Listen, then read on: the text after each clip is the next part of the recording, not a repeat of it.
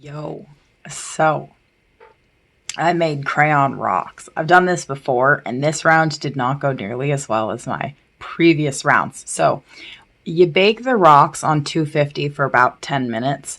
Um, the problem with doing this is it does work really, really well, and it's a really satisfying craft the way that the crayon melts onto the rock.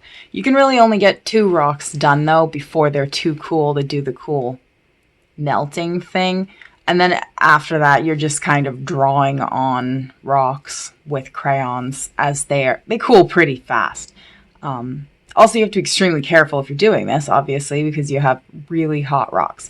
But you can see when I get to the third one that it's not smoothly just gliding down anymore. It's not spreading as quickly or as easily. So it's already dry just in the 2 minutes that I spent doing this. So you don't really have a lot of time to play around with it or do much. But also, if you consider that the way that it looks when you just draw on them with rocks was fun too. So it's not too bad. I mean, you can try to do both and just see how you feel about just drawing on them with crayons. What words have I been saying? Anyways, also before you start, you definitely need to peel your crayons so that they are ready to go, because you will not have time to peel them once the rocks are out of the oven. You definitely need to be completely set up before you start. And when you put your rocks on your pan, I recommend putting foil on your pan. This is also a craft pan because I don't like to use food pans for things that I do art in. But also a layer of foil so that I can move my rocks around easily.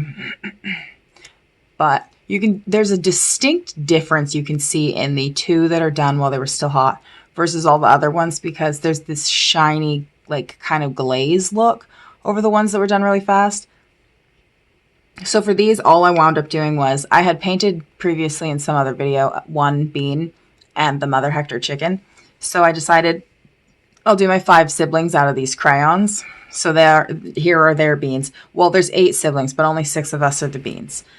My dad's first 2 kids weren't part of the bean group. I only have one brother. Everybody else is a girl. My brother assigned my mom's herd of 6 kids as beans, and she's the chicken. So I decided to make the rest of the bean group for our little garden. And then I just coat it in what is essentially Mod Podge, which is watered down glue. If you really want to be extremely careful with it, you can just use straight glue, children's glue, PVA glue, white glue, school glue, whatever it may be called where you are. As long as you're not too thick with the glue and you don't do too many layers, it'll just dry fine. But you have to be careful not to use too much. That's a problem with glue. That's why using the Mod Podge or putting a little water in it is helpful, because it spreads a little bit easier. So I show what they look like after their glue dries and how they are all kind of different levels of shininess. I think that's just how much wax kind of melts onto them with the hot versus not so hot rock. And then I just do basic bean shapes with little dot eyes. So they're not all that difficult. It was a really fast thing to try to do. When I had done these before, I just kind of mixed colors together too, which they mix really fast and really easily when your rock is still hot. So that was fun. But you really only have time to do 2 rocks, 2 medium-ish sized rocks, or 1 large rock at a time.